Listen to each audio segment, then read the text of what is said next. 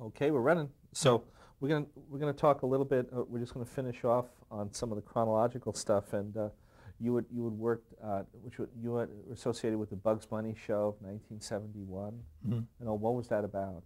Well, it was actually, it was a rehash of all of our pictures, but I think that a great many of them hadn't been seen since they were made, and they're back in the early 1930s. And so Friz and I really, we were put in charge of our little friend had been dismantled and packed away in little cases somewhere. And but Friz and I had control, so we wrote bridges, and we used bridges which led up to a cartoon. I mean, Daffy was always saying he was the director of the show, and it would be proved that he wasn't. And so it was a kind of a Bob Hope, Bing Crosby kind of a situation. So we wrote it for every one of the shows for the first year, and then after that they decided they didn't want to do it. They wanted to be able to mix the shows more, so they took away those and use standard stuff. I think it hurt the thing quite a bit, but it still did very well. And then also in 1972, you were involved with the British special, A Christmas Carol. Yeah, well, there I had a great deal of admiration for Richard Williams, and he'd done this wonderful work on the Charge of the Light Brigade, the British version of it, which was a marvelous thing. But the work that he did in there, which looked like steel engravings, I liked it so much it occurred to me that they could do a Christmas Carol using the same technique. That's as though it was a living steel engraving. Because Dick worked right onto the cells. Richard Williams, one of the great animators, and potentially one of the greatest animators that ever lived. But unfortunately, he didn't concentrate enough on one aspect of animation. It's too bad for all of us. He's not dead yet, but he's still doing marvelous work and teaching now, which is good. At any rate, I felt it would be great to have him do a thing, and I was with ABC at the time, so I had a small amount of power. And so I used that to ask them to underwrite this picture. And so then I got two or three of my animators, Ken Harrison, the great Ken Harris, and Abe Levitow, who was a good animator and director, and Al, whatever his name was, last one. Anyway. Al Ambro? Al Ambro, yeah. And they were all fine animators. Unfortunately, they're all dead now. But they weren't dead then by any means, and they were fine animators, and he needed that kind of people. So they went over and lived in London for a while they were doing this picture. And so it turned out very well, and won an award there. And then I suggested that they run it at MGM, or somebody at least, can't remember who. Yeah, MGM would run it in the theater. So they did, and it won an Academy Award for the best short subject, best cartoon of that year. And so that was great. I produced it, supposedly, but I was no better a producer, perhaps, than Leon Schlesinger was. I kept out of their way, which was a surprise to everyone. So now I come to some basic questions. You're talking too softly now. Oh, I'm talking too soft. Sorry. Okay, so now in 1998, what do you think what's your opinion of the state of animation today? Well, it's obviously in a transition period, but I think the thing that made stuff great in the past will have to be suffice to make them in the future. But if they can ever get to the point where great stories and great animation can be combined, instead of having great animation in inferior stories, which many of the early features were and are, I think there's great hope for it.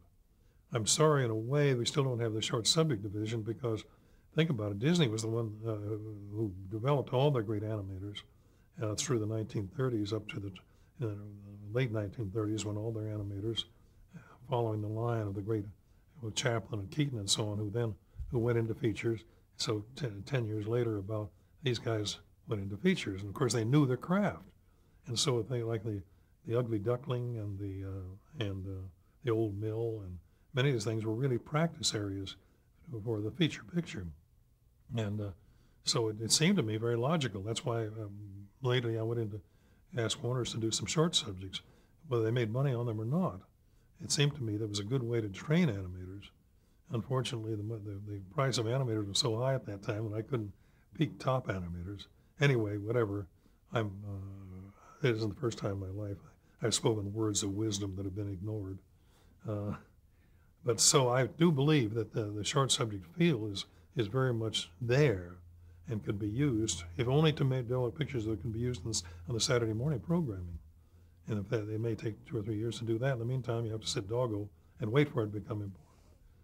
But think about it, the average cost of our cartoons that are on the air now and have been on the air for over 30 or 40 years, I at one time figured out the average cost of those cartoons were $30,000 a year.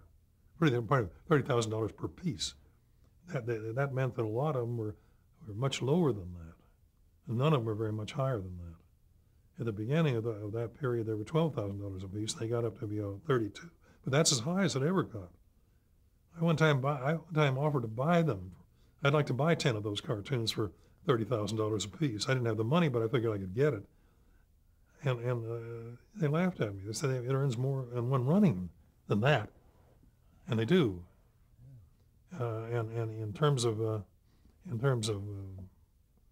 merchandising, the head of the merchandising division over there one time made a story that I read in one of the trade papers, and one of the Hollywood Reporter, I guess it wasn't, and this man said, in terms of the Warner Brothers characters, not using anything else, in terms of the Warner Brothers characters, that we are grossing $2.5 billion a year on merchandising.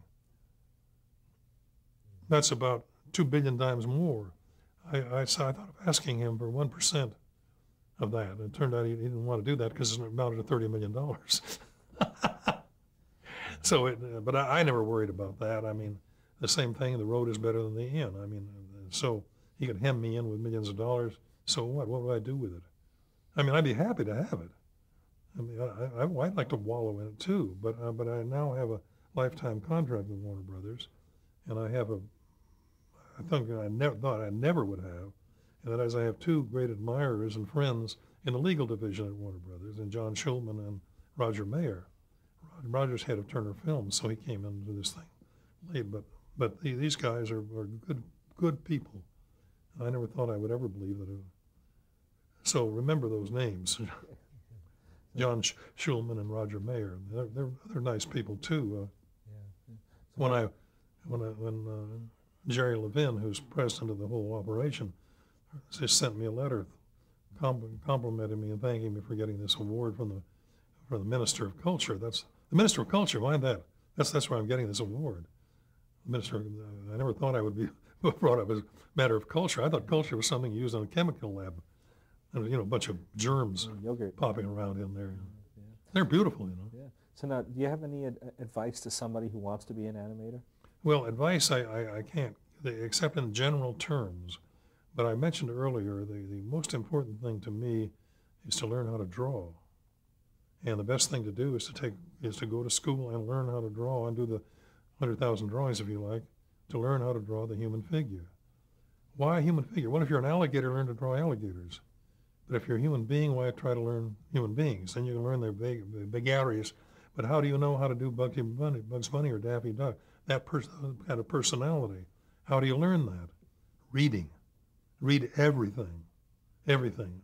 The more you can read, the better chance you have of understanding what character's all about. Because the beauty of reading is different than watching television, is that in there you have to supply everything.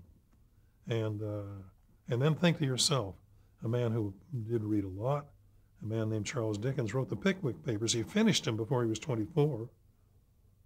And before he was 30, he had done Old Curiosity Shop, Barnaby Rudge, 2 or 3 other the masterpieces before he was 30. Mm-hmm. So you can't start too young to read. Yeah. And the more you read, the more you will exercise your imagination. You have to know what that town looks like. You have to know what the Dickens London looked like as he saw it. There's nobody to explain it to you. You have to see it in your own mind. And God, that's wonderful. And the doctors have told me, because I'm the old man, I'm the only one left of our original crew.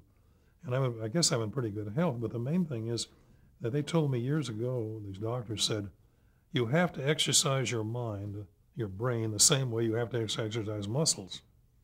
And the only way that you can exercise the mind is by bringing new ideas to it, so it'll be surprised and say, God, I didn't know that. That's the greatest thing in the world. Gee, I didn't know that. And there you are, you know? And you find it in everything. I mean, you're surprised when this guy tells us that there's a star out there that's 300 million years away, light years away, and they just discovered it. Amazing, you know? And they said that that little star way off there is dying has 100 million times the power of our sun.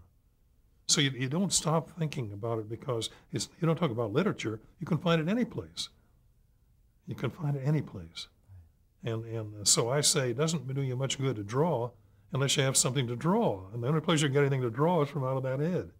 So this teamwork between what your eye sees and goes into your brain and comes out here into your pencil, that's what it's all about, isn't it? That's why it's worthwhile. And of course, the thing to remember too is that I one time coined a phrase, and I was happy because I never had a chance to use handmaiden before. But frustration is the handmaiden of creativity.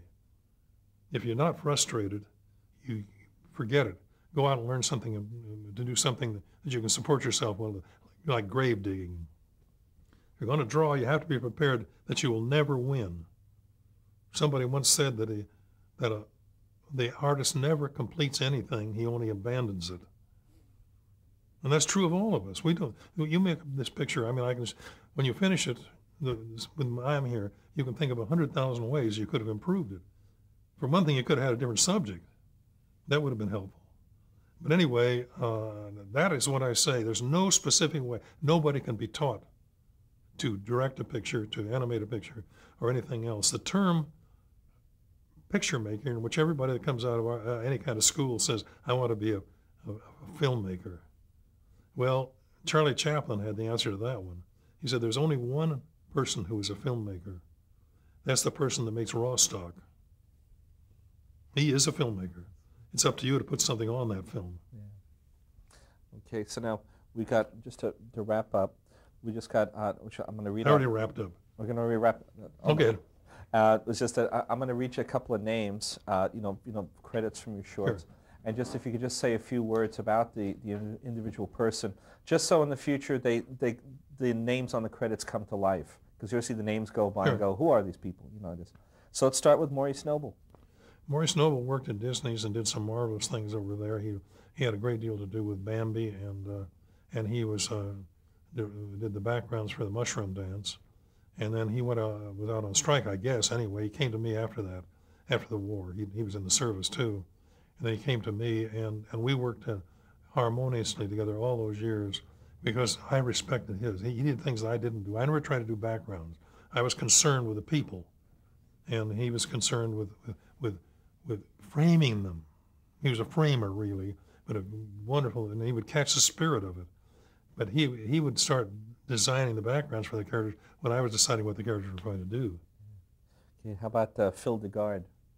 Well, Phil DeGard was really, if you want to put that in terms of live action, Maurice Noble was a scene designer. Phil DeGard was the painter. In other words, he designed. He never designed the colors. They were all done by Maurice. He did little thumbnails, but this guy was brilliant. He could follow through on it, but he was not an originator. That doesn't mean there's anything wrong with him, because you need people like that. Mm-hmm. Okay, and we talked about Carl Stalling. Do you want to? Carl Stalling, of course, was brilliant, a great genius, and the thing that we depended upon him ultimately. He was not a man that if you met him, you think he was one of the dullest people in the world, but he was necessary to us, and I don't think there was any other musician who has cast such a big shadow as he did, because the guys at Disney's and so on, everybody admired and loved him. His work, mind you, his work. As a person, he was not he wasn't the kind of person you take away on a desert island. Well, neither was Beethoven. So. You know. Well, they ask you what book you would take when you went on a desert island. Well, I would take Savage's Guide to Better Boat Building. Okay. How about Walter Lantz? Well, Walter was, poor Walter, he had an enormous ego, and that was helpful to him because he always thought he was better than Walt Disney, I think. And Mike worked with him for a while, and he said he was always surprised that Walt had absolutely certain that he was the best. And he was the best in one way, as he kept control of all these films and owned them all. So he was certainly the wealthiest one, so much wealthier than Walt was for many years, because he owned all these cartoons. hundreds of them. How about June Foray? Well, June, I kid her a little bit by saying that Mel Blanc is a male June Foray. She was that good. She did all the female voices, and she could do even things like the lady, the mother in the Rikki Tikki Tavi, and she did all of our female voices. She did the witches, and she did little kids, and so enormously versatile person. Okay, now And a very good person too, very beautiful. yeah. How about Marion Jones? Well, you're talking about something, that's just sheer luck. I was married before, and I can't say that it was an unfortunate marriage. It was a good marriage, but until I met Marion, I never realized how great marriage could be. And I loved her so much. We lived together for several years after my wife died, and then I told her I wanted to get. I asked her if we wanted to get married. She said, "Have you thought carefully about it?" And I said yes. And so finally one day we decided to get married, and to my astonishment, we had to go up to Santa Monica to find it was in the middle of Saturday night or something. So we drove up there, and I found to my astonishment that I was afraid we wouldn't make it. You know, I wasn't worried about, on the first time I was shaking. Why am I getting married, you know? And this time I said, son of a bitch, I don't want to die before I marry this girl, you know? And so she's wonderful, and has been, and I might as well put this point in because it worked very well for us. But we decided a curious little faculty, a thing that we felt would help making a marriage work, was we loved each other, and we loved in every way. But then we realized that, wait a minute, there's one thing that we realized, and that is that the word why is such a dangerous word. And it's an accusation. You have to use it to yourself. You have to ask yourself, why did I make that drawing? Why did I make it better? And so on. But to another person, the word why is an accusation. Because they're supposed to answer it, right? Why did you spill the ink? You say to a child. Well, if a child has any brains, he'll say, in the beginning there was a cloud of roiling gases, and out of that grew the solar system, and eventually the solar system came down, and the earth appeared, and some idiot creature crawled up onto the land, and somewhere between now and then I got the reason for spilling the ink. I don't know what it was. But there is an answer to that. Instead of using why, say what happened. That's answerable. But, you know, it isn't just happenstance that the Japanese don't have a word quite like that. The Japanese, and they certainly don't have negatives. Did you know that? They don't have that's why saving face. If you say no to somebody, that's dead, that slammed the door. If you say, why did you do something, you don't know. But you ask yourself, by God, you can figure that one out. Why did I screw up? Why didn't I make a good, decent drawing there? Why did another picture go out without the proper supervision? And so on. You can do something with that. And so Marion and I decided we would never say why to each other. That's nice. But not only that, she's so beautiful and wonderful. And after almost 30 years together, I love her more than I ever did. So I can't explain to you where you get Marions. Mm-hmm. If you want to get a wife like Marion, wait till I die and then stand in line. I just have a couple more people here. We're going to get to Well, let me add one thing. She's a marvelous photographer. And we met when we were making How the Grinch Stole Christmas. She was the reporter for the Hollywood, for the TV Guide. And she came over to interview Dr. Seuss, and we, instead of across a crowded room, we met across a crowded table, boom. And we knew then, I was still married, but there was no way that I could leave her. I mean, it was pure lust then, because she's very attractive that way. And it's funny, you start with lust and you end up with love, and you don't discard lust on the wrong way. That's nice, isn't it? Yeah. So she's a magnificent person and very talented. She was a good writer, and she's a damn good photographer. Okay, so now I'm going to throw out a different type of person, Pepe Le Pew. Well, Pepe was really came about because I think because when I was in school, and this sad thing when I had the term and aptitude test, I was put in the wrong grade. I found myself, I could be as lustful as I wanted to be, but the girls were always taller than I was, And then I grew very fast, and they were shorter than I was, but I was so thin that you couldn't, you could see me this way, but you couldn't see me this way. And so I was like 6'1", weighed 118 pounds. So I was pretty skinny. And so anyway, during the short time I had in high school and the time I had in art school, I had very little lust. I could not exercise my lust. And so I guess I decided to design a character who was so sure of himself, which I was not, that even if he was a skunk, he would think that the whole world loved him, and that he was, and he'd make excuses, She runs away, she's looking for us a trysting place. For the trysting place, I can wait. That's Porky. That's him. See, again, I don't have to talk like a Frenchman, but that's the timing of the guy. For the trysting place, I can wait, and so on. But there's one thing I would like to add, too, was that when I went to art school, all the guys I knew at my age, or 15 or thereabouts, said, "Boy, you get to draw naked women." Well, as far as I was concerned, nobody had ever seen a naked woman. I mean, I'd heard of such things, but I didn't believe it. And I certainly didn't believe a 15-year-old boy was ever going to see one. And so we went to art school, and I went to art school. It was on 8th Street over downtown Los Angeles. It was an old, for this town, it was a house built probably in the 1880s. In the back, there was a carriage house in the stables, and that's where we did our drawing. So sure enough, on that day, we got all our boards ready, and I still didn't believe it. I ready to go, charcoal and everything. And this lady came out in a gown and smoking a cigarette, put the cigarette out and dropped her gown. There she was. And I suddenly realized she wasn't a naked woman. She was a nude model. Mm.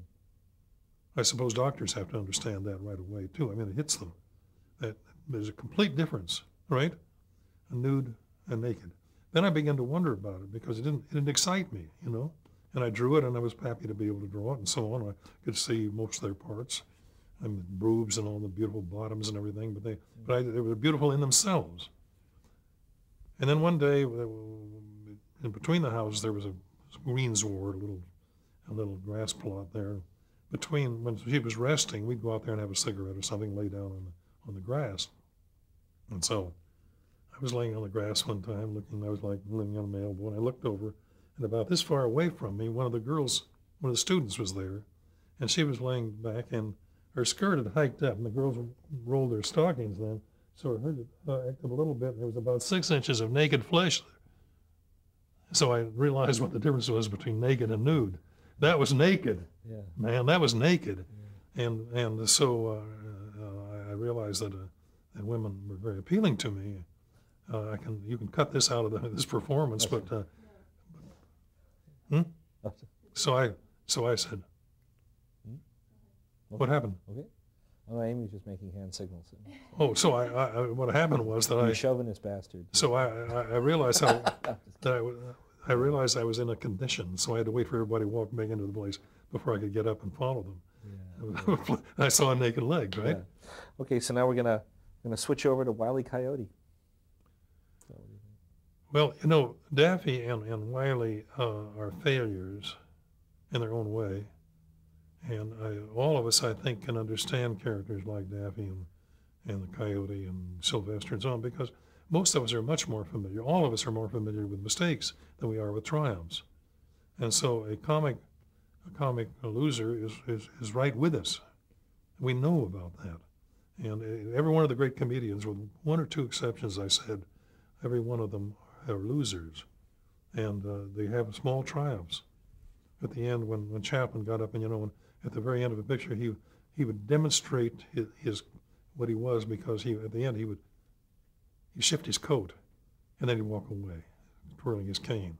But that little shift of the coat meant it's like this to a hero. It's like going like this, then leaping. And that little adjustment of his coat was what made him what he was. What are we talking about now? About Wile E. Coyote. Oh, Wile E., yeah. So Wile E. Coyote came about because Mike and I decided to do a picture which wasn't about chasing. And in other words, we would do a parody of chases. And we tried all kinds of things of what would be funny, like a dugong chasing an anteater or something. Didn't make any sense, because all humor grows from two things. All humor, I believe, comes from human behavior and logic. If it's not logical, it's not going to be funny, and if it isn't done from human behavior, how the hell do you know it's funny? How do you know it's a deviation from rationality unless you've had the experience? So a coyote had to be that, and he had to be somebody who really was out after something. And I think he's heroic in that sense. Where I found him, however, was in, I think, the 4th or 5th chapter of a book written by Mark Twain called Roughing It. And in there, you'll see that there's he and his brother were crossing across the United States in a stagecoach. And about that chapter, they came across the coyote. And they described the coyote and the problem the coyote had, and how he, whenever he smiled, he still looked sneaky and so on like that. And again, I read that when I was 6 or 7 years old. At the end of the chapter, and I think this was the first time I realized that you could humanize animals. I know I'd heard Aesop's fables and all that kind of stuff, but at the end of it, he said the coyote, we must respect him because he's out there in this vast wilderness, and he said he may have to run 20 miles for his breakfast and 30 miles for his lunch and 50 miles for his dinner. But he said at least he's out looking at the scenery instead of laying around home being a burden on his parents. Isn't that great? And so I suddenly realized, yeah, that's it. And then many years later, when we were doing this, I said, because I knew about the roadrunner, we had roadrunners all around us. These hills up here are full of roadrunners. Not full, but there are a lot of them. And so we decided to make that chase. And we tried to do it. We thought we'd become the Jonathan Swifts of our day and become, people look at, boy, great parody. The trouble is nobody took it as a parody. They took it for the real thing. And that's the way it turned out. So the way we were, if you can't fight them, join them. So we said, that's what we then did in the first place, to be funny. Yeah. So I remember doing an evening lecture at the American Film Institute, and being originally from New York and all, I know from, rats and cockroaches, but I never see this kind of wildlife out there. And it was like 11 o'clock at night, and as I'm driving out of the driveway, there's a coyote just sitting on the grass, just kind of looking at me, and I thought, damn, they really do look like Wile E. Coyote. Well, they have this long snout, and they make yipping sounds at night and so on. And their hair was kind of light on the top and gray underneath. My sister said I was a coyote. Yeah. Because I made yipping sounds at night too. Okay, I think we did it. All right. Well, thank you very much. Oh no, we got one more. Okay. You want?